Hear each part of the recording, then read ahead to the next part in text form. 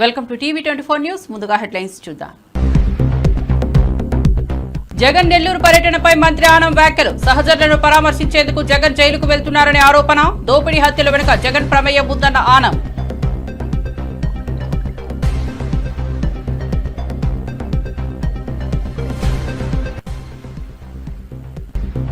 మంత్రి సీతక్కతో ఫీల్డ్ అసిస్టెంట్ల సమావేశం. పెండింగ్ సమస్యల పరిష్కారం కోరిన ఉద్యోగులు. మంత్రి సీతక్కకు వివరాలు అందించిన అధికారులు. 10 ఏళ్లుగా పెండింగ్ సమస్యలపై చర్చ.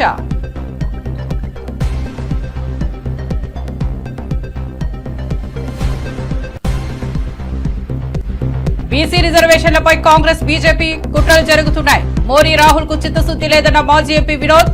గంటలో రిజర్వేషన్లు పెంచవచ్చని స్పష్టం చేసిన నేత. బీసీల కోసం పార్లమెంట్లో ప్రయత్నం చేయాలన్న డిమాండ్.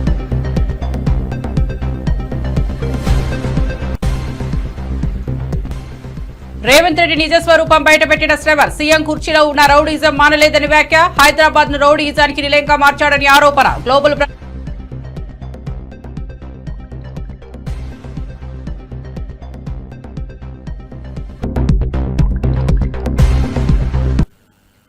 ఇక వార్త వివరాల్లోకి వెళ్తే మాజీ సీఎం జగన్ నెల్లూరు పర్యటనపై మంత్రి ఆనం రామనారాయణ రెడ్డి తీవ్ర స్థాయిలో విరుచుకుపడ్డాడు. దోపిడీలు హత్యలు చేసిన వారిని పరామర్శించేందుకే జగన్ తిరుగుతుంటారని ఎద్దేవా చేశారు. గత ప్రభుత్వ హయాంలో దేవతా విగ్రహాలు, ఆలయాలు ధ్వంసమయ్యాయని గుర్తు చేశారు. ప్రతి అక్రమానికి జగన్ పరామర్శగా వెళ్తారని విమర్శించారు. ఇది పరామర్శల ప్రభుత్వం కాక దౌర్జన్యాల పాలన అని ఆరోపించారు. రాష్ట్ర ప్రజలు మేల్కొని విచక్షణతో జగన్ పర్యటనను చూడాలని పిలుపునిచ్చారు. కాదు, జైల్లో ఉన్నటువంటి తన సహచరులను పరామర్శించడానికి, ఈ రాష్ట్ర ఖనిజ సంపదను దోచుకోవడానికి ప్రయత్నం చేసిన తన సహచరుల్ని పలకరించడానికి, రాష్ట్రంలో జరిగేటువంటి అన్ని అక్రమాలకు ఎక్కడ ఏది జరిగినా, దౌర్జన్యాలు జరిగినా, దోపిడీలు జరిగినా, హత్యలు జరిగినా అక్కడికి వెళ్ళి తన వాళ్ళను పరామర్శించుకొని రావడాన్ని చూస్తే ఈ రాష్ట్రం శాంతి భద్రతలను కాపాడేటువంటి ఈ ప్రభుత్వానికి అడ్డు తగలడానికే తను చేసే ప్రయత్నం అని చెప్పి ఈరోజు అర్థమవుతాం. ఆగమ శాస్త్ర ప్రకారమే ఆలయాల్లో నిర్వహించాలని చెప్పి ఆదేశం ఇచ్చాం. ధూపదీప నైవేద్యం ప్రకారం గతంలో 5,000 రూపాయలు ఇస్తున్నటువంటి ఆలయాల్ని సంఖ్యను పెంచి ఇవాళ 5,523 ఆలయాల్లో 10,000 రూపాయలు ధూపదీప నైవేద్యాలు ఇవ్వడానికి ఇవాళ ఏర్పాటు చేశాం. చిన్న ఆలయాల్లో, చిన్న గ్రామాల్లో కూడా పవిత్రత రావాలి అని చెప్పి ఈ కార్యక్రమం తలపెట్టాం. మేము వచ్చాక 206 ఆలయాల్లో పునర్నిర్మాణ కార్యక్రమాలను మొదలుపెట్టాం. ఇవాళ అన్ని పనులు కలిపి 998 పనులు ఈ దేవాదాయ శాఖలో పునర్నిర్మాణ కార్యక్రమాలకి 772 కోట్ల రూపాయలను వెచ్చించి ఇవాళ పనులు చేస్తూ ఉన్నాం. 489 పనులను పూర్తి చేశాం. టీవీకే అధినేత విజయ్ 2026లో తమిళనాడులో చారిత్రాత్మక ఎన్నికలు జరగబోతున్నాయని ప్రకటించారు. 1966లో అన్నాదురై ఏర్పాటు చేసిన తొలి ప్రభుత్వం తరహాలో ప్రజలు ఈసారి తాను నడిపే మార్పుకు ఆశీర్వాదం ఇవ్వబోతున్నారని తెలిపారు. ప్రజల సమస్యలు తీర్చే ప్రభుత్వం కావాలనే తపన ఉందని, తమిళల ప్రజల ఆకాంక్షల ప్రతిబింబంగా టీవీకే ఉద్యమించనుందని చెప్పారు. సామాజిక న్యాయానికి కలిసొచ్చే విధంగా పాలన సాగించాలని ఆయన పిలుపునిచ్చారు. 1967 and 1977 அது மாதிரி 2026 அமைய போகுது.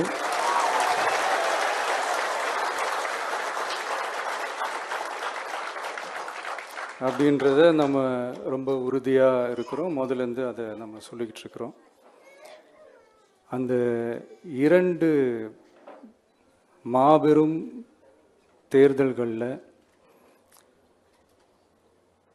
ஆல்ரெடி தொடர்ந்து வின் பண்ணிகிட்டு இருந்தவங்களோட அதிகார பலம், அசுர பலம் எல்லாத்தையும் எதிர்த்து நின்று தான் புதுசாக வந்தவங்க ஜெயிச்சிருக்கிறாங்க.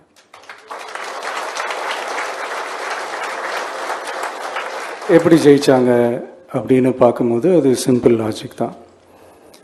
ஊருக்கு ஊர், வீதிக்கு வீதி, வீட்டுக்கு வீடு. அப்படின்னு போய் எல்லா மக்களையும் சந்திச்சிருக்கிறாங்க. இந்த நேரத்தில் அறிஞர் அண்ணா அவர்கள் சொன்ன அதே விஷயத்தை தான் நானும் இங்கே ரிப்பீட் பண்ணணும்னு ஆசைப்படுறேன். மக்களிடம் செல், மக்களிடம் இருந்து கற்றுக்கொள், மக்களுடன் வாழ், மக்களுடன் சேர்ந்து திட்டமிடு. இதை சரியா செஞ்சாலே போதும். ஊருக்கு ஊர், வீதிக்கு வீதி, வீட்டுக்கு வீடு, வெற்றி பேரணியில் தமிழ்நாடு.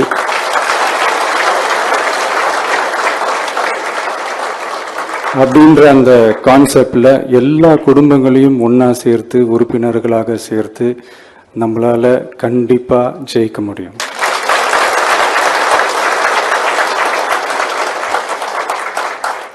அதனால தான் இந்த ஆப் மை டிவிகே அப்படின்ற இந்த ஆப்பை வந்து இன்னைக்கு நான் அறிமுகப்படுத்துறதுல ரொம்ப சந்தோஷப்படுறேன்.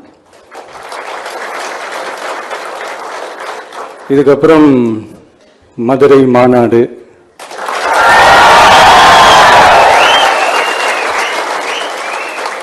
மக்கள் சந்திப்பு, பயணம் அப்படின்ட்டு தொடர்ந்து மக்களோட மக்களாக தான் இருக்க போகிறோம். அதனால் இப்பிலிருந்து இதுக்கான வேலையை எல்லாரும் ஸ்டார்ட் பண்ணுங்க.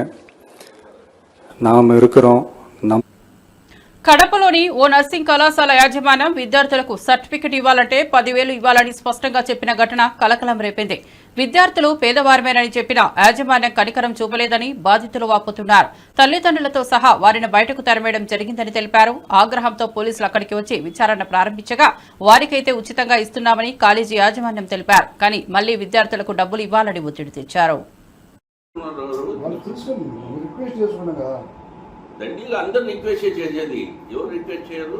కొట్లాడుకోస్తారా? ఎవరు అందరు రిక్వెస్ట్ చేసేది. ఆ ఫోన్ మాట్లాడు. నేను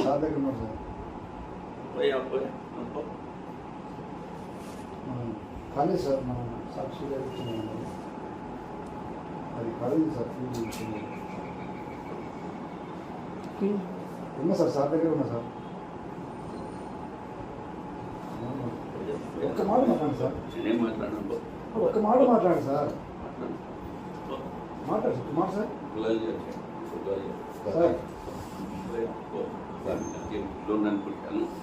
మాట్లాడండి సార్. మాట కార్పొరేటర్ సార్. నేను డిప్యూటీ మేయర్ పో. నేను డిప్యూటీ మేయర్ పోయా. ఆయన ఒక్క మాట మాట్లాడు సార్. మీరు బిల్ ఇస్తారా సార్? కరెక్ట్ బిల్ ఇస్తారా? ఏం ఇయ్యను. పో బయట పో. ఎట్లా సార్ మీరు గట్టిగా సార్? ఏం ఇయ్యను. పో పో బయట పో. ఒక్క నిమిషం సార్. బయట పో. నేను పో దిగాను. పో. బిల్ ఇస్తారా మీరు? ఇయ్యను. ₹1 ఇయ్యను కూడా. మరి అంటే సార్ పేదలు సార్ వాళ్ళు. ఉండొచ్చు. ఫోన్ మాట్లాడండి. మాట సార్ మీరు రిక్వెస్ట్ చేస్తున్నారు. మాట్లాడతాం. కార్పొరేటర్ ఈ డిప్యూటీ మేయర్ మాట్లాడతాడా? కార్పొరేటర్ డిప్యూటీ మేయర్ తో మాట్లాడతాడా? మాట్లాడరు. ఎందుకు మాట్లాడతారు? ఎవరు హోదా వచ్చి వాళ్ళు. సార్ పెద్ద ఇష్యూ అయితే సార్ ఇది. చేసుకోపో. నువ్వు చేసుకోపో. నీ చేతులు ఏంది నువ్వు చేసుకో. జనసేన నేత గోపీకృష్ణ పార్టీ నాయకత్వంపై అసంతృప్తిగా స్పందించగా నాగబాబు అసహనం వ్యక్తం చేశారు. విశాఖ సౌత్ నియోజకవర్గంలో టీడీపీకి పట్టు ఎక్కువగా ఉందని, జనసేన నేతలకే గౌరవం లేదని గోపీకృష్ణ వ్యాఖ్యానించగా నాగబాబు వెంటనే మైక్ తీయించమని ఆదేశించారు. ఈ ఘటనతో జనసేనలో అంతర్గత కలహాలు మరోసారి వెలుగులోకి వచ్చాయి. పార్టీ శ్రేణుల్లో తలెత్తుతున్న విభేదాలు పార్టీ భవిష్యత్తుపై ప్రశ్నలు రేపుతున్నాయి. భీమిలిలో టీడీపీ ఎమ్మెల్యే ఉన్నారు, విష్ణుకుమార్ రాజు గారు నార్త్లో ఉన్నారు అన్నారు. సౌత్ లో మాకు ఎమ్మెల్యే గారు ఉన్నా సరే టీడీపీ ఆత్మహత్య ఎక్కువైపోయింది. అది మీరు పవన్ కళ్యాణ్ గారు దృష్టికి తీసుకెళ్ళాలి సార్. ఎందుకంటే మా ఎమ్మెల్యే గారు ఏ కార్యక్రమం ఇచ్చినా సరే వెంటనే సాల్వ్ చేసుకున్నాం కానీ సార్ ఎవరికి తగిన గుర్తింపు రావట్లేదు. అది మాత్రం మీరు పార్టీలో ఉన్నాం సార్. ఎగ్జాంపుల్ సార్ స్టేజ్ మీదకి ఇప్పుడు మేము ఎగ్జాంపుల్ అది కదా సార్ కూటమి స్టేజ్ దగ్గర నాకు దమ్ముంది కాబట్టి పవన్ కళ్యాణ్ గారు నమ్మి ఏదైతే మొదటి ఆంధ్రప్రదేశ్ మహిళా కార్పొరేట్ గా గెలిపించారు సార్. బీసీ రిజర్వేషన్ల పెంపు కేంద్ర ప్రభుత్వంతో పాటు కాంగ్రెస్ పార్టీ చేతిలోనే ఉందని మాజీ ఎంపీ వినోద్ బోయినపల్లి అన్నారు. మోదీకి చిత్తశుద్ది లేదని, రాహుల్ అడగడం లేదని విమర్శించారు. బీసీలను మోసగించాలనే ప్రయత్నమే ఈ మౌనంలో కనిపిస్తోందన్నారు. 1 గంటలో పార్లమెంట్ నిర్ణయం తీసుకునే అవకాశం ఉండగా ఎందుకు పెంపు చేయడం లేదని ప్రశ్నించారు. కేంద్ర ప్రభుత్వానికి స్పష్టత అవసరమని డిమాండ్ చేశారు. ముఖ్యంగా రెండు జాతీయ పార్టీలు భారతీయ జనతా పార్టీకి కాంగ్రెస్ పార్టీకి మేము ఒక ప్రశ్న వేస్తున్నాం. ఎవరిని మోసం చేయదలుచుకున్నారు మీరు? తెలంగాణ ప్రజల్ని, ముఖ్యంగా వెనకబడ్డ తరగతుల బిడ్డల్ని ఎందుకు మోసం చేస్తున్నారు బీజేపీ అండ్ కాంగ్రెస్ పార్టీలు? మీరు నేషనల్ పొలిటికల్ పార్టీస్, ఈ దేశాన్ని పరిపాలించింది మీ ఇద్దరే. కాంగ్రెస్ బీజేపీ ఈ దేశాన్ని పరిపాలించింది గత 70 సంవత్సరాలు, ప్రత్యేకంగానే అయితే సపోర్ట్ చేసి కానీ. ఇది చిత్తశుద్ధి ఉంటే మీరు చేయాల్సిన పని ఏంది? సుప్రీంకోర్టు ఇదివరకే ఇందిరా సహాని కేసులో స్పష్టంగా జడ్జిమెంట్ ఇచ్చింది. 50% రిజర్వేషన్లు కంటే ఎక్కువ ఉండకూడదనే ఒక జడ్జిమెంట్ వచ్చింది ఈ దేశంలో.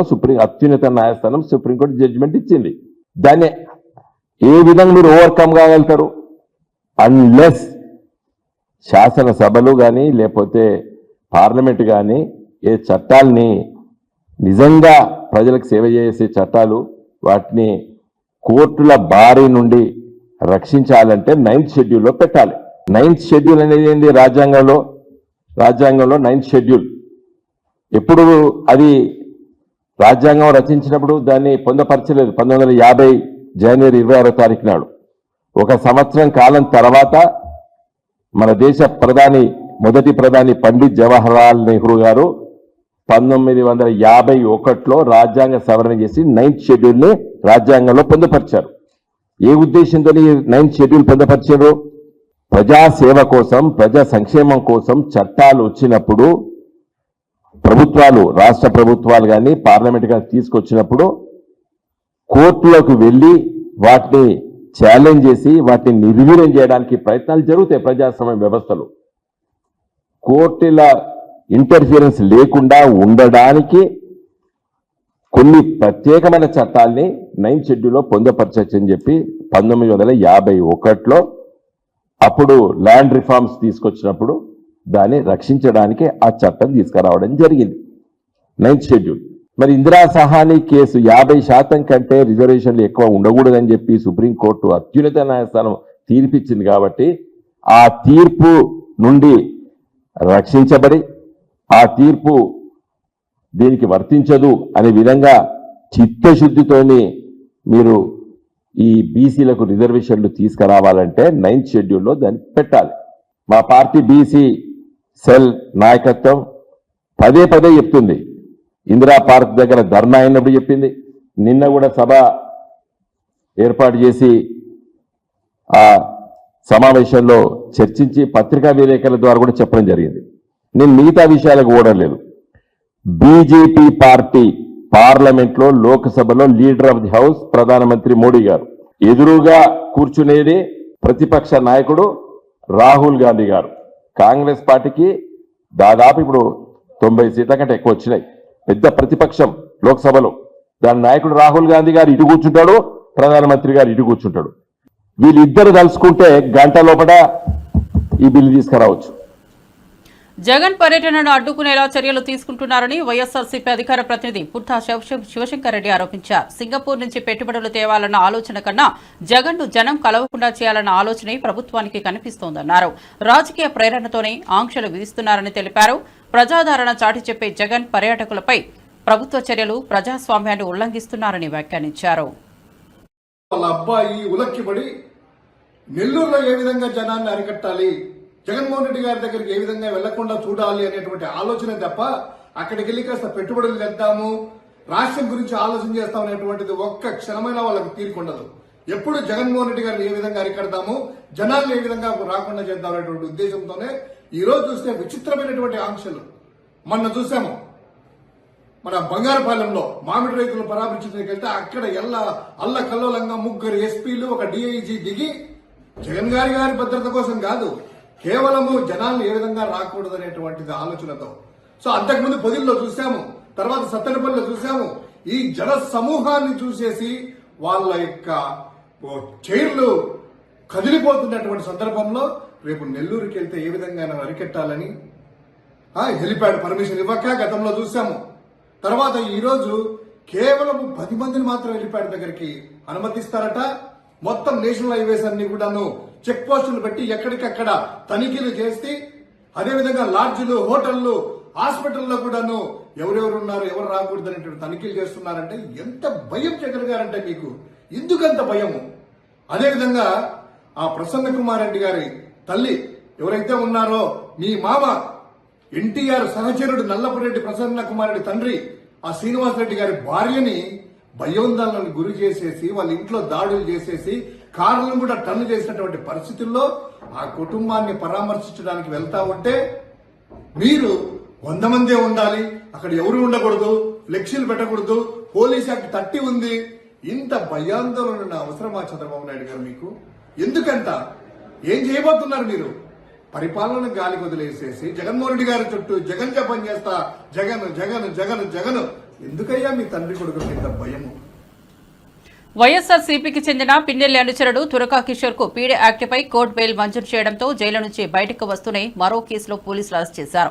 కుటుంబ సభ్యులు అరెస్టును అడ్డుకునేందుకు ప్రయత్నించగా గుంటూరు జైలు వద్ద హైడ్రోజన్ పోలీసులు రెంటచింతల స్టేషన్ కు తరలించారు. పలు హత్యాయత్నం కేసుల్లోని నిందితుడిగా ఉన్న కిషోర్ పై ప్రజల్లో మిశ్రమ స్పందన వ్యక్తమవుతోంది.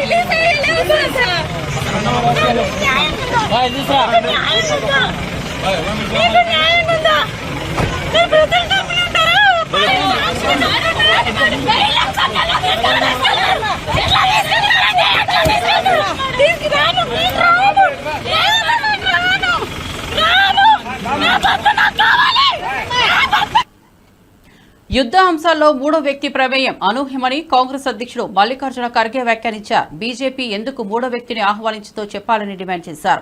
కాంగ్రెస్ మూడో వ్యక్తిని ఊహించలేదని, జోక్యం చేయడాన్ని తాను ఖండిస్తున్నట్లు తెలిపారు. దేశ రక్షణ వంటి కీలక అంశాల్లో స్పష్టత ఉండాలని, ప్రజలకు అసలు కథనం చెప్పాలని అన్నారు. भाषण समाप्त होने तक 30 दफा हो जाएगा तो वो बोलते रहा, इनमें हिम्मत नहीं है कि वो झूठ बोल रहा है और हम इसको सहन नहीं करेंगे. We don't tolerate such nonsense. बोलने की हिम्मत इनमें नहीं है. दाल में कुछ काला है, कुछ कमजोरियां हैं, इसीलिए ये लोग बोलते नहीं. और हमारी पॉलिसी ये रही कि जब हमारी पॉलिसी ये है कोई थर्ड पर्सन्स हमारे बीच में निगोशिएशन करने के लिए हमने कभी माना नहीं और आज भी हम नहीं मानते. इन्होंने कैसा माना, क्यों माना, क्या कमजोरी है, ये सब देश को बताना चाहिए. 2 घंटे भाषण में कभी ट्रंप का नाम लेके उन्होंने बोला. हम तो इतना हंगामा कर रहे सभी लोग, लेकिन उनकी हिम्मत नहीं. उसको एक दो दफा उनका नाम लेके सब झूठ बोल रहे. मेरे इमेज को खराब करने के लिए, देश के इमेज को खराब करने के लिए सब कुछ कर रहे हैं. कल ही कहा था आपको, मेरे भाषण समाप्त होने तक 30 दफा हो जाएगा तो वो बोलते रहा, इनमें हिम्मत नहीं है कि वो झूठ बोल रहा है और हम इसको सहन नहीं करेंगे. We don't tolerate such nonsense. बोलने की हिम्मत इनमें नहीं है. दाल में कुछ काला है, कुछ कमजोरियां हैं, इसी. తిరుపతిలో వైఎస్ఆర్సీపీ నేత భూమన అభినయ్ రెడ్డి నేతృత్వంలో జగన్ కు భద్రత కల్పించాలని డిమాండ్ చేస్తూ ధర్నా నిర్వహించారు. జగన్ కు ప్రజల్లో ఉన్న ఆదరణను చూసి భయపడుతున్న ప్రభుత్వం భద్రత తగ్గించిందని ఆరోపించారు. జగన్ కు ఎలాంటి ప్రమాదం జరిగినా ప్రభుత్వమే బాధ్యత వహించి పెద్ద సంఖ్యలో కార్యకర్తలు పాల్గొన్నారు.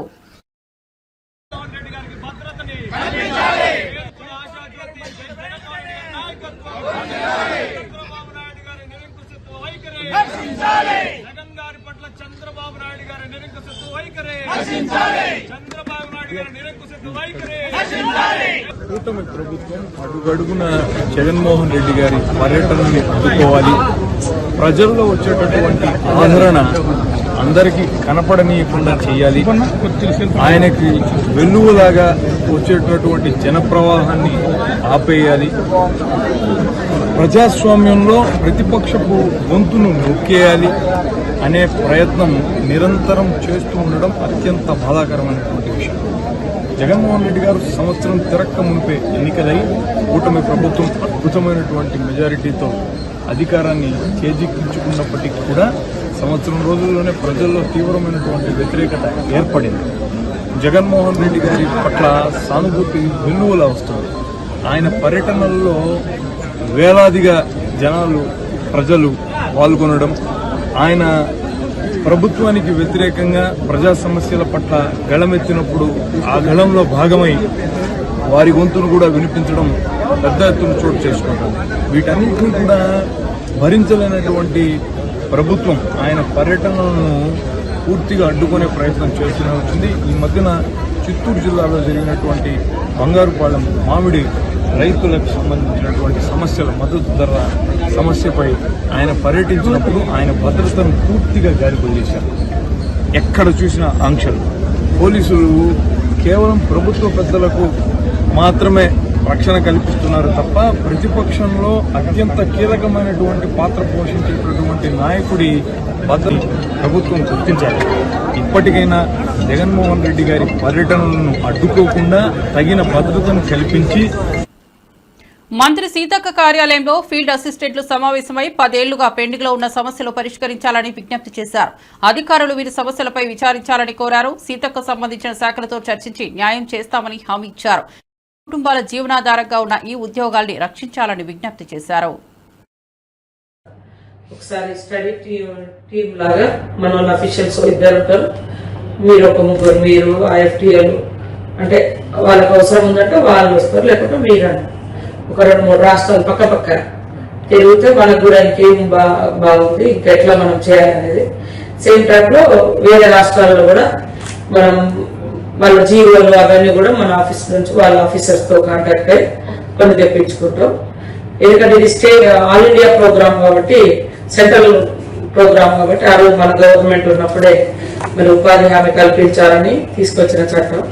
సో చాలా రోజుల నుంచి మీరు అందరూ పనిచేస్తున్నారు, భద్రత లేదు అనేది ఇవన్నీ చూసినాం. లాస్ట్ ఇయర్ కూడా చూసినాం. ఇప్పుడేమో మనం కొన్ని ఆర్థిక ఇబ్బందులు ఉన్నప్పటికీ కొన్ని తక్కువలో ఎక్కువగా మీకు బెనిఫిట్ అయ్యేది, మా మీద బర్డెన్ తక్కువ పడుతూ మీకు ఎక్కువ బెనిఫిట్ అయ్యేది ఏముందనేది కూడా మేము అవన్నీ చూసినాం. దాంట్లో కొన్ని అంటే మీరు రాకముందు ఇదే అనుకొని మేము కొంత డిస్కస్ చేసినాం. ఒకసారి మేడం అన్న చేసి మాధవ్ ఒకసారి చదివి ఇమీడియట్లీ అవగలిగేది కాదు. ఎందుకంటే మీకు తెలుసు బీఆర్ఎస్ పాలనలో పేదలకు రేషన్ కార్డులు, ఇల్లు అందలేదని ఎమ్మెల్యే పర్ణికారెడ్డి అన్నారు. కాంగ్రెస్ ప్రభుత్వం అర్హులందరికీ రేషన్ కార్డులు, ఇందిరమ్మ ఇల్లు అందజేస్తోందన్నారు. గత పాలన నిర్లక్ష్యానికి ఇది నిదర్శనమని అన్నారు. ప్రజాప్రభుత్వం అనేది కాంగ్రెస్ లక్ష్యమని పునరుద్ఘాటించారు. కాంగ్రెస్ ప్రభుత్వం వచ్చినప్పటి నుంచి కూడా ప్రజలకు అందుబాటులో ఉండుకుంటా ముందుకెళ్తుంది ప్రభుత్వం. ప్రజాప్రభుత్వం అంటేనే ఇది అనే విధంగా ముందుకు సాగుతుంది ప్రభుత్వం. సో దీంట్లో భాగంగా ఇప్పటివరకే మీరు చూసినట్లయితే జనాలు చాలా కూడా సంతోషంగా ఉన్నారు. వచ్చే పథకాలన్నీ కూడా మాకు అందే విధంగా చూడండి అని అడుగుతున్నారు. అదే విధంగా కూడా అక్కడున్న ఎవరైతే స్థానిక ఎమ్మెల్యేలు కానివ్వండి, ప్రతి ఒక్కరూ అదే ప్రయత్నంలో ఉన్నాము. సో దీంట్లో భాగంగా ఇప్పటికే చాలా మంది ఇప్పుడు లేటెస్ట్గా రన్నింగ్ ఇష్యూస్ ఏవైతే రేషన్ కార్డ్స్ కానివ్వండి, ఇందిరమ్మ ఇల్లులు, ఈ రెండే ముఖ్యంగా లాస్ట్ 10 years నుంచి కూడా వీళ్ళకి 10 years నుంచి రేషన్ కార్డులు రాకపోయినాయి, లేకపోతే ఇండ్లు కూడా రాకపోయినాయి. సో అవే అడుగుతున్నారు కాబట్టి వాళ్ళకి అందించే విధంగా ముందుకు పోతున్నాం. ఇంకా 3.5 సంవత్సరాల్లో ఈ రేషన్ కార్డ్ ప్రాసెస్ అనేది కూడా నిరంతర ప్రాసెస్ అని పెట్టడం జరిగింది. దాంట్లో భాగంగా ఇందిరమ్మ ఇల్లులు కూడా ఈ విడతలో రాని వారికి కూడా మళ్ళీ వచ్చే విడతలు ఉంటాయి. పెద్దమ్మ గుడిని కూల్చడాన్ని తీవ్రంగా వ్యతిరేకించిన ఎమ్మెల్యే రాజాసింగ్ ఘటనా స్థలానికి తనను అనుమతించకపోవడాన్ని ప్రశ్నించారు. ఇతర నేతలను అనుమతించి తనను అడ్డుకోవడమేంటని అడిగారు. ఆలయ కూల్చివేతకు బాధ్యత వహించిన అధికారులపై కఠిన చర్యలు తీసుకోవాలని డిమాండ్ చేశారు. బంజారాహిల్ పెద్దమ్మ గుడి 5 days ముందే ఆ మొత్తం గుడిని డిమాలిష్ చేసినారు. ఒక చిన్న గుడి ఉండే ఎన్నో సంవత్సరాల నుంచి అక్కడ లోకల్ భక్తులు పూజా కార్యక్రమాలు చేస్తున్నారు. మొన్న బోనాల ఉత్సవం కూడా చాలా వైభవంగా అక్కడ చేసుకున్నారు. ఎన్నో సంవత్సరాల నుంచి ఇబ్బంది రాని ఇప్పుడు ఆ MROకి ఎందుకు ఇబ్బంది వచ్చింది? ఎందుకు ఆ గుడిని డిమాలిష్ చేసినారు? డిమాలిష్ చేసే ముందు ఆ లోకల్ భక్తులు కానీ ఏదో ఒక సమాజం వాళ్ళు అక్కడ పూజా కార్యక్రమం చేస్తున్నారు కదా, వాళ్ళకి ఎందుకు నోటీస్ ఇవ్వలేదు? ఎవరైనా గవర్నమెంట్ ల్యాండ్లో ఎంకరేజ్మెంట్ చేసుకుంటే డిమాలిష్ ముందే ఒక నోటీస్ ఇస్తారు. నోటీస్ ఇచ్చిన తర్వాతనే ఆ డిమాలిష్ కార్యక్రమాలు జరుగుతుంది. కానీ గుడి విషయం కానీ, మసీద్ ఇష్యూ కానీ, చర్చ్ ఇష్యూ కానీ అట్లాంటి ఇష్యూస్లో డైరెక్ట్ యాక్షన్ ఎప్పుడు కూడా జరగదు. ఇవాళ నేను మా ముఖ్యమంత్రి రేవంత్ రెడ్డి గారికి అడుగుతున్నా, ఎన్నో నేతలకి అక్కడ పోనీస్తాను, కానీ నాకెందుకు ఆపుతున్నారు? దాదాపు 4 days నుంచి ఒకటే ఒక టార్చర్. రాయసింగ్ నువ్వు ఇల్లవద్దు వస్తున్నారు, పోలీసు వాళ్ళు హౌస్ అరెస్ట్ చేస్తున్నారు, కేసులు పెడతాం, మాది పెడతాం, ఇది పెడతాం, మీ కార్యకర్తల మన కేసులు అవుతుంది, మీరు వెళ్తే మీ కార్యకర్తలు మీ ఎంబడి వస్తారు, వాళ్ళకి ఇబ్బంది అవుతుంది, ఈ విధంగా పోలీసు వాళ్ళు మాటలు మాట్లాడుతున్నారు. మీ అందరికీ చెప్పేది ఒక్కటే, కేసులతో ఇప్పటి వరకు మేము భయపడలేం, ముందు కూడా భయపడం. కానీ మా ఒక్కటే ఒక్క నివేదిక, వచ్చి ఇష్యూ చేయాలే మా ఉద్దేశం లేదు. ఏ చేతు నుంచి మా గుడిని పలగొట్టినారో అదే చేతు నుంచి గుడి కట్టిస్తే చాలా బాగుంటుంది. గవర్నమెంట్ ల్యాండ్ అంటున్నారు కదా, ఇవాళ ఎన్నో గవర్నమెంట్ ల్యాండ్లో, మున్సిపల్ ల్యాండ్లో మసీద్ కట్టలేదా? దర్గాలు కట్టలేదా? చర్చ్లు కట్టలేదా? డిమాలిష్ చేసే అంత దమ్ము గవర్నమెంట్కి ఉన్నదా? ఇవాళ నేను అడుగుతున్నాను. హిందువులు ఏం చేయరు, హిందూ ఐక్యతం లేదు, అదే కదా మీ ఉద్దేశం. అందుకోసం మా హిందూ దేవాలయాలపైన మీరు టార్గెట్ చేసి డిమాలిష్ చేస్తున్నారు. ముఖ్యమంత్రి గారు ఇమ్మీడియట్ గా ఆ ఎంఆర్ఓ పైన క్రిమినల్ కేసు బుక్ చేయాలి, ఆ గుడిని డిమాలిష్ చెయ్యండి. ఆదేశం ఇచ్చిన ప్రతి రేవంత్ రెడ్డి ముఖ్యమంత్రి అయినా పాతతత్వం మార్చుకోలేదని ఎమ్మెల్సీ దాసోజు శ్రవణ్ విమర్శించారు. సీఎం స్థాయిలో ఉండి రౌడీజాన్ని ప్రోత్సహిస్తున్నారని ఆరోపించారు. గ్లోబల్ బ్రాండ్ అయిన హైదరాబాద్ ను అట్టడుగు స్థాయికి తీసుకెళ్లారన్నారు. ప్రజలు ఇది గమనించాలని పిలుపునిచ్చారు. ఇంటర్వ్యూలో మాట్లాడుతూ అన్నారు, నేను ముఖ్యమంత్రి కాకపోతే రౌడీని అయి ఉండేవాడిని అని చెప్పని. నేను ముఖ్యమంత్రిని కాకపోతే ఏం పని చేసి ఉండేవాడివి అంటే నేను రౌడీని అయి ఉండేవాడిని అని చెప్పని. ఓల్డ్ హ్యాబిట్స్ డై హార్డ్ అని చెప్పని ఒక సామెత ఉన్నది. ఆ సామెత ఇవాళ తెలంగాణలో ముఖ్యమంత్రి కుర్చీలో కూర్చున్నప్పటికీ కూడా కుక్కతో ఒక గుండ్రాయి కట్టిన చక్కగా కాదన్నట్టుగా ఇవాళ తన నిజ స్వరూపాన్ని ఇవాళ కొనసాగిస్తున్నటువంటి ఒక పరిస్థితి ఇవాళ స్పష్టంగా చూస్తా ఉన్నాం. Telangana is known to be a peaceful state. Particularly Hyderabad ఒక గ్లోబల్ సిటీగా అభివృద్ధి చెంది అంతర్జాతీయ పెట్టుబడులకు కేంద్రంగా మారి, మేము బాంబేలో ఉండం, మేము కలకత్తాలో ఉండం, మేము మద్రాసులో ఉండం, ఢిల్లీలో ఉండం, మేము హైదరాబాద్లో ఉంటామని చెప్పని దేశ నలుమూలల నుండి వాళ్ళ హైదరాబాద్కి వచ్చి హైదరాబాద్లో సెటిల్ అవుతున్నటువంటి ఒక పీస్ఫుల్ సిటీని, గ్లోబల్ సిటీని ఇవాళ 18 నెలల రేవంత్ రెడ్డి పాలనలో రౌడీజానికి అడ్డాగా మార్చి, గూండాయిజానికి అడ్డాగా మార్చి ఇవాళ మొత్తం బ్రాండ్ హైదరాబాద్ను, గ్లోబల్ బ్రాండ్ హైదరాబాద్ను సర్వనాశనం చేస్తా ఉన్నారు. దానికి ప్రతీకగానే యథా రాజా తదా ప్రజా అన్నట్టుగా ఆయనే ఎట్లున్నాడు కాబట్టి మేమెందుకు తక్కువ ఉండాలన్నట్టుగా ఇవాళ మైనంపల్లి హనుమంతరావు గారు కావచ్చు, లేకపోతే ఆయన కొడుకు రోహిత్ రావు గారు కావచ్చు, వీళ్ళంతా కూడా మల్కాజ్గిరిలో మన జరిపినటువంటి ఒక దుర్మార్గమైనటువంటి ఒక రౌడీజాన్ని. కాంగ్రెస్ నేత మైనంపల్లి హనుమంతరావు ఎమ్మెల్యే రోహిత్ అనుచరులపై పీడీ యాక్ట్ వేయాలని ఆర్ఎస్ ప్రవీణ్ కుమార్ డిమాండ్ చేశారు. తమ పార్టీ అధికారంలోకి వచ్చిన వెంటనే ఈ గూండాలను జైల్లో పెడతామని హెచ్చరించారు. ప్రజలకు భద్రత కల్పించేందుకే ఇది అవసరమన్నారు. ప్రజల చేత ఎన్నుకోబడ్డ ప్రజాప్రతినిధులను కూడా ఈరోజు వీళ్ళు బెదిరించే స్థాయికి వచ్చిండ్రు. వీళ్ళ అనుచరులను ఉసికొల్పి వీళ్ళని బెదిరించే స్థాయికి వచ్చిండ్రు. ఆయన కూడా పోలీసు శాఖ మిన్నకుండా ఉండడం కరెక్ట్ కాదు. వీళ్ళకు మీరు ఊతం ఇచ్చినట్టయితుంది. ముఖ్యమంత్రి అదే భాష మాట్లాడుతున్నాడు, ఆయన్నే హోంమంత్రి మన దురదృష్టానికి. అదే విధంగా ముఖ్యమంత్రి అండర్ చూసుకొని మైనంపల్లి హనుమంతరావు గారు, అదే విధంగా వాళ్ళ కొడుకు మైనంపల్లి రోహిత్ రావు గారు విపరీతంగా గుండాగిరి చేస్తా ఉన్నారు, భయపెట్టిస్తా ఉన్నారు. పోలీసుల మౌనం సరికాదు. మీరు are not able to give confidence to the people of Telangana. If you can't tackle goondaism like this, then what is that you are going to assure to people of Telangana?